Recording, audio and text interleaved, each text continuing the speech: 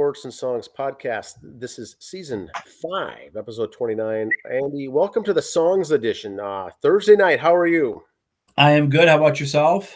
Good. We always like doing the album reviews. We're covering, we mix it up. We've been doing this for, I think this is our 198th album review. We're coming up on 200 reviews, full-length reviews of We got albums. a big surprise for number 200, I bet.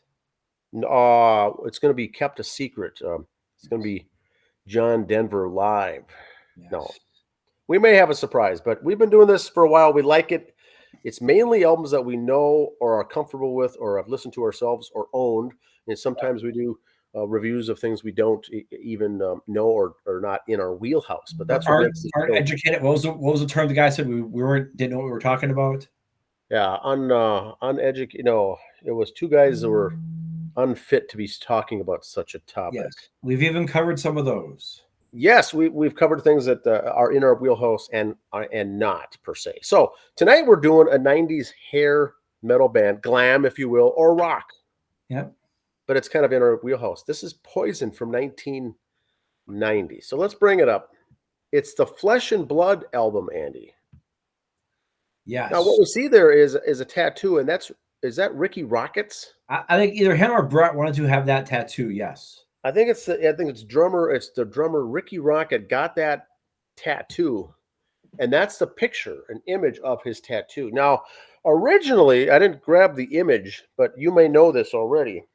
The original cover, he said he wanted to get the photo taken right after he got it, so it was kind of swollen, kind of bloody, kind of bruised. And so they took the picture, they released it, and people in other countries and stuff said, that's not really what we want. You got to scrap that. We're not going to put that album cover. So this is what they went with, a kind of a cleaned up version.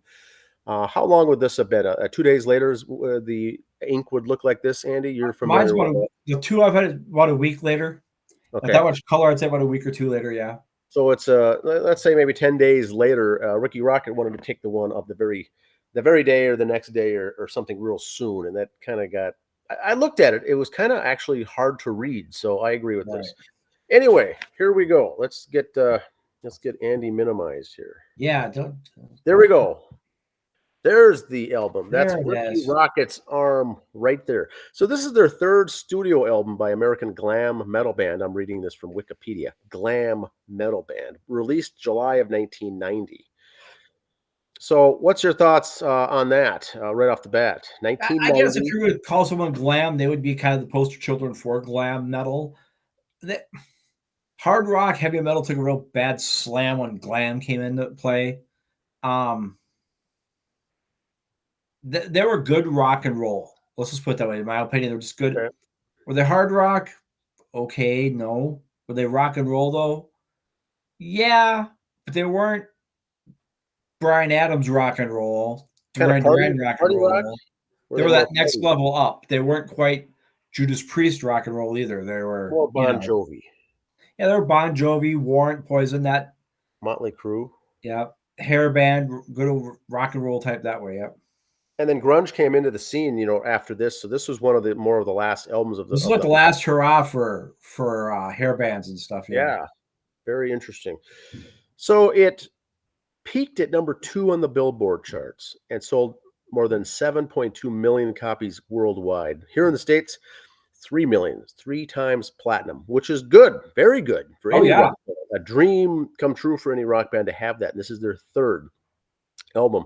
Now, what they wanted to do here was try to attempt to establish more of a serious musical stance, more than their hair metal party dynamic of 1988's Open Up and Say Ah. That was more of just hair metal kind of party songs. Yep.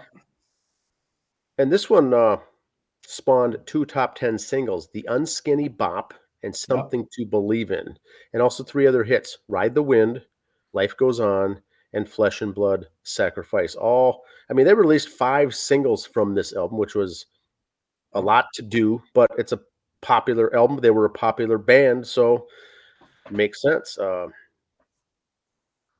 Now, they recorded this up in Vancouver, British Columbia, and they brought in Bruce Fairbairn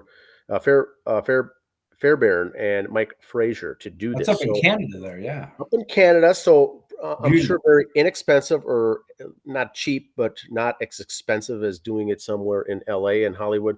So they did it up there at Little Mountain Sand Studios in Vancouver. The front cover of the album features the Poison logo and the tattoo on drummer Ricky Rocket's arm. And so it talks about that. The album, the marketing, the record's marketing also reflected the end of the glam image.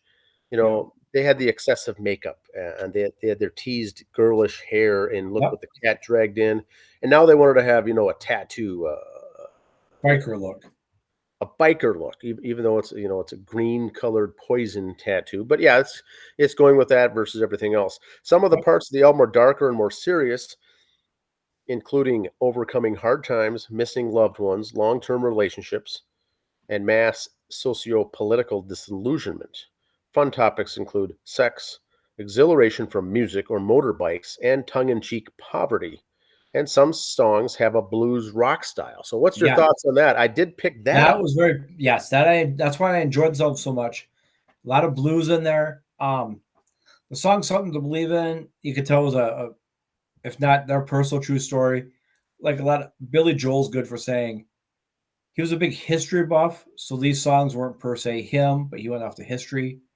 Something to Believe In. Was that really Bret Michaels or one of the guys in the band? I don't know, but I'm pretty sure they heard the story from someone and wrote the song from that point on, which makes them good. Is that more Vietnam War vet song? Yep.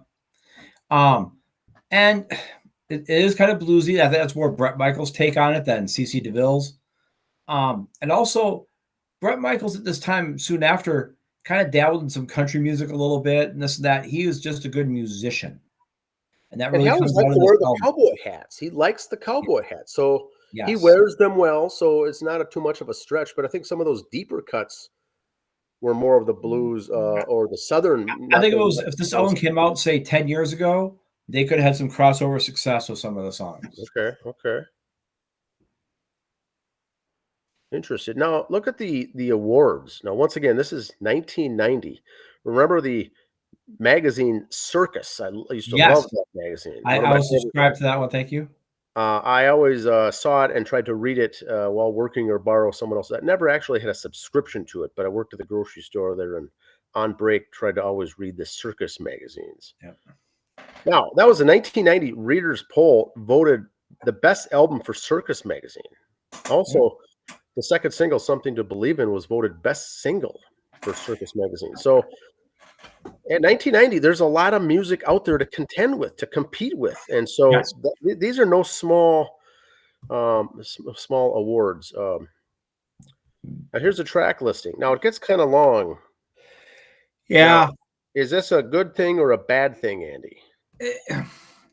Like we've said before on this was their third album. Third album is the one the band wants to do. Okay. So they put some of their own, this is what we like, not per se what the people like, but if you like us, you might like this type of stuff. So therefore, I think that's where they dabbled in some of that. I really did enjoy this album. I liked it a lot. In fact, of the two songs about Ride the Wind is my favorite song on the album. I just kind of like that one. I think really that could have been a borderline crossover if it came out in the last 10 years, in my opinion. Okay. Is it the biker song? Yep. The Chrome, yes. Very good. It almost sounds like a song that was written maybe out in South Dakota at the festival. It almost sounds like it sounds like the images that it gives off in the lyrics is like you're in Sturgis big time. Now, what about starting off with the little not the instrumental, but the minute 40 lead in called Strange Days of Uncle Jack? Turns out to be a recording or an old voice mail recording of his grandfather or his Uncle Jack, old guy. And they said, let's throw that in there somehow and make this as the album came up. I had to listen to that a few times. What was it like when you first got the album and didn't know that? What did you think about that? I'll just take back to what I said before. It was their third album. They were putting out what they wanted to. Okay. Then it goes into two songs, Valley of Lost Souls, which is good, Flesh and Blood, Sacrifice, which is good. And then right away, song 4, you jump into now another instrumental for 1:25 called Swamp Juice. Very good. Now, this is where you get into the kind of the Louisiana feel, Nolans feel kind of to it. And then it gets into Unskinny Bop, Let It Play, Life Goes On, Come Hell or High Water, Ride the Wind, Don't Give Up an Inch, Something to Believe in, Ball and Chain, and Life Loves a Tragedy, followed up with song 14, Poor Boy Blues. So there's 14 tracks, 2 are instrumental. So you're dealing with it's a 57-minute album with 12 regular length songs. Let It Play and Poor Boy Blues are my next favorite songs on that album, just because that's, if you've heard any of our shows in the past, that's kind of in my wheelhouse there. Those are probably my 3 favorite. Ride the Wind, Let It Play, and Poor Boy Blues are, to me, my favorites on the album. The rest are all still good songs, but every time I played on the CD or the I made sure I hit those 3 all the time. Yeah, these are some good songs, and most of them, the average person's going to know most of these songs, even though they released 5. How many songs were out there that got regular airplay other than that? I mean, a lot of these. Like we said with other albums, you said this was an hour long. It doesn't feel like an hour when you listen to it. Yep. It moves by pretty quick. Unskinny Bop is your very popular, not commercial, maybe your bubblegum crowd. Oh, I was just going to say that bubblegum song. It's kind of like that. It's kind of a teeny bopper song. They say, they said in the interview that they did not know the meaning of that song. I think we do know what it means. They just can't really go out there and say that was their MTV song, if you ask me. Yes, and that is, that's the teeny boppers, but all the rest are good rock and roll songs. And there's a handful of ballads thrown in there, some blues music, 57 minutes, 38 seconds. Now, in 2006, they remastered and included 2 bonus tracks. And I'm not going to say I take issue with this, but it's a little different. They remastered and did a song called Something to Believe in. Same song, but acoustic, but new lyrics. Still 6-minute song. Is that even necessary? Maybe on a box set, I'd like to have listen to this, but this isn't a box set. Truth be told, I've never heard it. The next song is God Save the Queen. Now, it's the ever popular Sex Pistols cover called God Save the Queen, but it's an instrumental with no vocals, and it doesn't even, I don't think, sound that much like it. It sounds more of a jam that they did after having a couple too many cocktails on a Friday night. Or it's a warm-up song or something like that. These bottom 2 seem like something of, some deep cuts off in a box set of Poison or something, but not on a regular album. But they went so far with 14 songs and adding these 2 in 2006. That's a 16-song album that's got a lot of stuff, really, really deep. And for the Poison fans out, this is a lot of good stuff out there. I just think it might be a little too long for the average fan. Yeah, never heard that one. They also released a video album, Flesh, Blood, and Videotape. Was the second video compilation released by Poison. And so this was after the Sex, Guns, and what was the name of the video that came out that year? Flesh, Sex, Drugs, and Sex, Lies, and Videotape or something like that? Sex, Lies, and Videotape. So this came out called Flesh, Blood, and Videotape to ride the coattails of that. But it was basically just music videos of the band. Now here's the personnel. Bret Michaels, lead vocals. CeCe DeVille, lead guitar. Bobby Dahl, bass. Ricky Rocket, drums. Who doesn't get mentioned a lot is John Webster is on this album. A lot of keyboards and pianos, all done by him that I didn't know that myself. Have you heard of had a lot at the end too, and they never mentioned them. And the one thing about Poison, I'll say right there, with the exception of the post-2000 tours, which, don't count, there are heart and soul albums that did it. Even today, they had a little verb in there in the middle. It's the same 4 guys. It's like it's Bret Michaels and Ricky Rackman and 2 other guys. They still go by Poison. Yeah, it's not the same 4 guys on tour today. Yeah, so that's the nice thing about seeing these guys in the gambling casino circuit. You're going to see the old guys, but the original dudes, not 2 old guys, 2 young guys like some of these other bands. But it's the original guys. It's good stuff. Now, what's your thoughts on Bret Michaels, lead vocalist? I think Bret Michaels has a great voice. I was thinking of this today as I was watching some other music and listening for that. Before everybody gets upset, let me finish my statement. I compare him a lot to Janie Lane from Warrant. Yes. Their voice was, yes, there's a new singer in Warrant now, but that's a totally different band. Janie Lane was Warrant. That voice was Warrant. Bret Michaels was Poison. Van Halen had David Lee Roth and Sammy Hagar. To me, again, two totally different bands. Some bands you could change singers and be okay. Poison, you take Bret Michaels out of there, that's just someone else singing Poison songs. Yes, that'd be the same as going to a tribute. Same with John Bon Jovi, just his enthusiasm, his heart, his soul, and blood into those songs. You know that he's not just singing it; he's meaning it. Yeah, good stuff. So you got 14 songs. They released Unskinny Bop first in June of 1990. Yep. MTV song. The MTV summer crowd, Then as school rolled in September 4th around Labor Day, they released something to believe in. Get the ballad for the girls. Okay. Yeah, the ballad came in next, and then Ride the Wind, January 21st, the biker song. Which was kind of weird because half the country's covered in snow, and they released that one. And so I thought that was interesting. And then Life Goes On in April, and then Flesh and Blood Sacrifice is July the following year. So they released over a period of 13 months those 5 songs and helped to drive it to triple platinum status. Anything else on Poison, Andy? No, just said this is a really good album. I really like all their albums. Like I said, that re-release one, I don't count those as new albums, but always been a fan of him. I like Bret Michaels stuff. He's always done different things. I'm not a fan of his TV shows, but his music I'm appreciated of. CC DeVille had some hard times, came back okay. Ricky Rocket, he's if you're into the dirt bike scene on the YouTube, he's got a lot of stuff out there. That's his passion, his hobby, the extreme dirt biking, racing, stuff like that. So if you're into that, go check him out for there. Yeah, I've always been kind of a Poison fan. Some say a closet Poison fan because depending who you're around, you could get beat up for saying that. Yeah, it's kind of like Beavis and Butthead with Winger. It's the Poison that kind of falls into the no man's land, although they were good. Yep. And this album sounds very clean. It's very tight. It's from an engineering production. That's the other thing I appreciate about it. Yeah. Clean, very easy to listen to.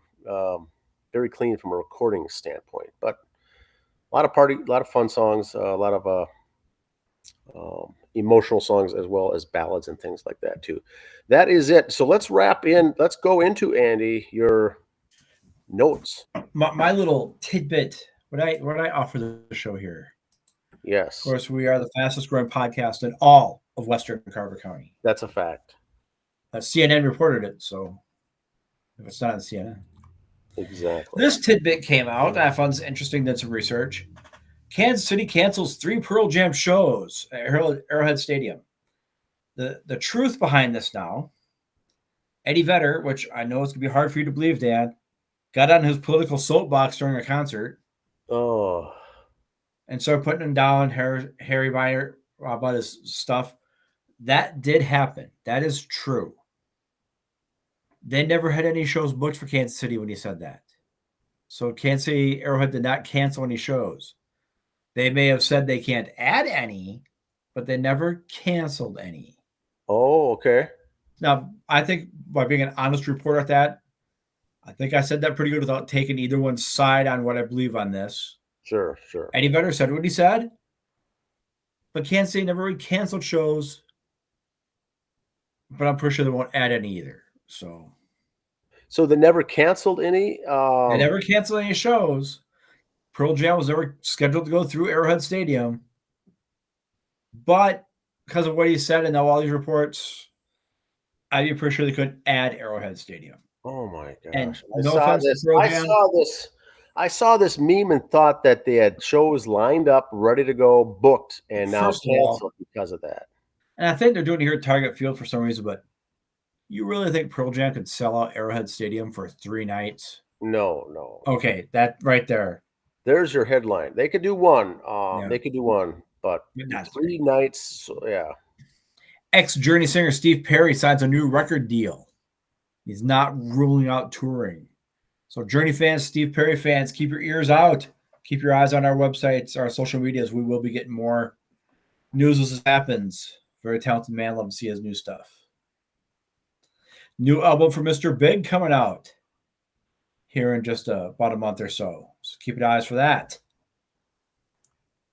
Now, July 26th through 28th, Chaska, Minnesota has their schedule of days there. And you're like, Andy, big deal. They have parades and stuff going on. Who cares? Yep. Who cares, you say? Did you look down at some of the bands playing down there? What do we got there? We got, Good for Gary's playing. Sawyer's Dream is playing. But if you look at Friday night, 8 to midnight part, Sugar Buzz, July 26th, Chaska, Minnesota, River City Days. See, that's going to sell there. That's going to do really well on that Friday night. If you're going to be seen in Chaska, you might as well be seen watching Sugar Buzz. From 8 to midnight, 4 hours of those guys on a stage outdoors. That doesn't get any better than that. Get off work early, take a nap. Dustin Bones is going to be at Floyd's in Victoria, July 13th.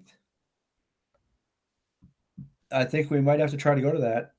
Yeah, and now that one should be fun because Floyd's is good. They've got a small venue inside. They've got another small venue outdoors. I'm guessing this might be outside, weather permitting. I haven't heard either way. I am guessing it would be too, but either way, that's still small for a band that plays. Yeah. I guess plays this big on a small stage. That should be one heck of a show right there. I'm guessing it's shooting for outside though. Yes. Pam Tillis, Mel Tillis' daughter's going to be at the Ames Center out in the Burnsville there, July 12th, if that's your jam. Okay. Check out Miss Pam Tillis. And I was going to edit with this little Robert Plant thing. Bloody sake, turn off the news and turn on some music. Good old Robert Plant. He's never lied to me, so I don't know why he would start now. No. But that's what I got, kind of short and sweet. Like I said, the bar scenes are picking up with bands and cover bands and stuff like that playing. So keep your eyes out for your local favorite bands there. Fun time of the year. School's out. There's going to be the outdoor patio shows at the a couple more weeks. The kids will be out playing. Yeah. Good time for music. Put in your Poison. Play some Flesh and Blood from the band. Really good. 3 times. Painted Flesh, Loyalty is one of the lines in this song. Yes, I have. I do remember that. Some other lyrics are also very good that we can't mention here on the show. But no. Just make sure your pets aren't around and small children aren't around because they could pick up bad habits. That's good. Good band, though. Good stuff. All right, that's all we got. We'll see you next Thursday. Have a good week, everyone. Bye. Did we?